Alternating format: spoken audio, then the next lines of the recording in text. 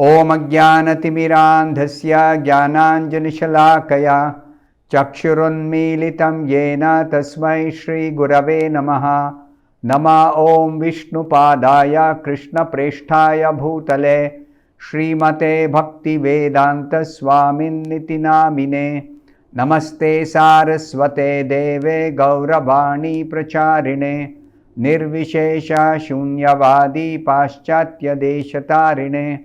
Jaya Shri Krishna Chaitanya Prabhu Nityananda Shri Advaita Gadadhara Srivasadi Gaura Bhakta Vrinda. Hare Krishna Krishna Krishna Hare Hare, Hare Rama Rama Rama Hare Hare. Om Namo Bhagavate Vasudevaya. Narayanam Namaskritya Naram Chaiva Narottamam Devim Saraswatim Vyasam Tato Jayamudirayet. In this session, we'll be discussing from the 52nd verse, the last verse of the 8th chapter of the first canto of Srimad-Bhagavatam. Yatha pankena pankambhaha suraya va surakrutam bhutahatyam tathaivaikam na yagnair marshtum arhati. The meaning of this verse is, as it is not possible to filter muddy water through mud or purify a wine-stained pot with wine, it is not possible to counteract the killing of men by sacrificing animals. Again, this is Yudhishthira's lamentation that so many people were killed in the battle because he feels for his own sake the battle was fought and he is responsible for the killing. So Srila Prabhupada explains in the purport, Ashwamedha Yajnas or Gomedha Yajnas, sacrifices in which a horse or a bull is sacrificed, were not, of course, for the purpose of killing the animals. This is a very important point to be understood here. A sacrifice recommended in the scriptures is never meant for killing animals, even though actually in such a sacrifice a horse or a bull is killed. It is not meant for killing. How do we understand this? So Lord Chaitanya explains that such animals sacrificed on the altar of yajna were rejuvenated and a new life was given to them. See, in all such sacrifices, even though there is a horse or a bull killed, that killed horse or bull is rejuvenated by giving it new life. In some cases, the soul in the animal's body is promoted immediately to the human form of life. It was just to prove the efficacy of the hymns of the Vedas. In the Vedic sacrifice, there are 4 kinds of priests. There is the priest who chants the mantras, and the mantra chanting should have the power, the purity of the Brahmana who has perfected his mantra chanting, because of which the chanting will be effective. And in case the Brahmana who is chanting the mantras is unable to revive an animal because his chanting is not sufficiently powerful, then there is a referee priest who actually takes over and actually he chants the mantras to revive the animal which is sacrificed, and he also chants for the sake of the sacrifice. So the whole process is to give new life to an animal, and for the testing of the chanting of the mantra, such an act is done. Kill an animal and give it a new life. By recitation of the hymns of the Vedas in the proper way, certainly the performer gets relief from the reactions of sins. in such sacrifices, when mantra chanting is done by qualified brahmanas, then the yajaman, the performer of the sacrifice, he gets relief from reactions of sins. But in case of such sacrifices improperly done under inexpert management, surely one has to become responsible for animal sacrifice. Like it is happening in Kali Yuga. They kill animals, but they don't have qualified brahmanas to chant mantras to revive the animal. There are no qualified brahmanas who can chant mantras in this way. In the scriptures it is explained, there is a Arani mantra which a brahmana who performs sacrifices, Yajnik brahmana, chants. By chanting the Arani mantra, he is able to generate fire by the power of the mantra. To light a sacrificial fire, a brahmana does not use a matchbox or some other device to spark a fire. No. He uses Arani mantra. So that's the power of sound. Subtle sound, vibration is like that. But in Kali Yuga, we don't have qualified brahmanas who can chant in this way. This is one of the main reasons why all sacrifices of this kind are particularly forbidden in the age of Kali. That's what Srila Prabhupada says here. In this age of quarrel and hypocrisy, that is Kali Yuga, there is no possibility of performing the yajnas perfectly for want of expert brahmanas who are able to conduct such yajnas. So Srila Prabhupada says elsewhere that in Calcutta there are some meat shops which sell animal flesh. Now they say Kali Prasad. What is their what is the reason why they call their shop as Kali Prasad, meat shop? Because they make a show of killing a goat and offering a piece of the goat flesh to Kali. But there is no qualified brahmana who can actually chant the mantras to revive the goat in performing this sacrifice of killing the goat.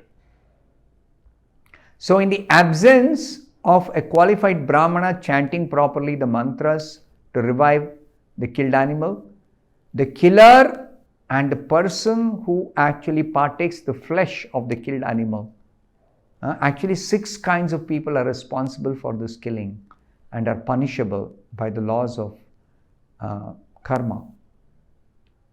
The person who rears the goat, the person who transports the goat, the person who sells the goat, the person who kills the goat, the person who purchases the flesh, the person who cooks the flesh, the person who eats the cooked meat, all of them are punishable for the killing of the goat. It's exactly like a murderer is punished by state laws. Exactly like that. So, people are unaware. In modern times, people are unaware what is the kind of punishment that awaits them for indulging in such meat eating. Such meat eating is never pardoned. The animal killing involved in such meat eating. And not only the person who kills the animal, everyone else involved in that are all equally responsible for the killing. They are like a gang of conspirators who commit a murder. Exactly like that. So, in Kali Yuga, there is no possibility of anybody properly executing Ashwamedha Yajna or Gomedha Yajna or even the goat sacrifice to Kali, which is recommended in the scriptures for meat eaters. There is no possibility that they can do that properly because there is no qualified Brahman. Now, Prabhupada says further in the purport, Maharaj Yudhishthira therefore gives a hint to performing sacrifices in the age of Kali. Yudhishthira Maharaj is telling that simply because somebody is killed men by killing animals in a sacrifice, they cannot get rid of the sinful reaction of killing men. He gives examples, 2 examples he gives. Just like it is not possible to filter muddy water through mud. You have to have a filter which is clean, which is free of mud. Then only you can filter muddy water and get clean water. But if the cloth itself has got mud, the filtering cloth, then how can you filter muddy water through that and get clean water? It's not possible. Similarly, he gives another example.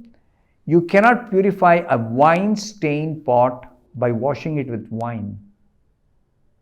You have to wash it with pure water. Then only you can cleanse away the wine-stained pot. Similarly, simply by sacrificing animals, you cannot counteract the killing of men if the sacrifice is performed without qualified Brahmanas. So in Kali Yuga, there are no qualified Brahmanas. Therefore, in Kali Yuga, such sacrifices are forbidden actually. In Kali Yuga, the only sacrifice recommended is the performance of Harinama Yajna, Sankirtana Yajna, Harinama Yajna, inaugurated by Lord Sri Chaitanya Mahaprabhu. Chaitanya Mahaprabhu particularly taught this Harinama Sankirtana Yajna. This is what he taught. But one should not indulge in animal killing and counteract it by performing the Harinama Yajna. There are some offenses to be considered in chanting Hare Krishna, in performing Sankirtan Yajna. What are the offenses? One of the offenses is, do not perform any sinful activity on the strength of chanting Hare Krishna, thinking that even if a sinful person has committed a sin, by chanting Hare Krishna, his sinful reaction is nullified. That is only for unintentional, inadvertent sins committed in spite of taking all care to avoid sin. Only such cases. So, a devotee who chants Hare Krishna should be very responsible, should lead a responsible life, should completely avoid all sinful activities, especially avoid 4 types of sinful activities in Kali Yuga: meat eating, intoxication, gambling, and illicit sex. Completely avoid them. And be careful not to perform any other sinful activities. So then only, while chanting Hare Krishna, if accidentally there is some sin committed, then Krishna will pardon. This sinful reaction is nullified by chanting Hare Krishna, because Krishna pardons. Those who are devotees of the Lord never kill an animal for self-interest. For their personal sake, they never kill an animal. Never. And as the Lord ordered Arjuna, they do not refrain from performing the duty of a Kshatriya. The principle of ahimsa is, do not harm other creatures by indulging in violence. But that does not mean a Kshatriya will not do his duty of killing miscreants. That is within the purview of dharma, laws of dharma. So, Krishna told Arjuna that by fighting in a dharma yuddha, you will not incur sin. By not doing your duty, by avoiding participating in a dharma yuddha, you will incur sinful reactions. That's what Krishna tells Arjuna in Bhagavad Gita. That's being cited by Prabhupada here. The whole purpose, therefore, is served when everything is done for the will of the Lord. This is possible only for the devotees. Who acts according to the will of the Supreme Lord? It is devotees. Devotees' life is dedicated to Krishna. Therefore, they act only according to the will of the Lord. I'll stop here. Thank you very much. Hare Krishna.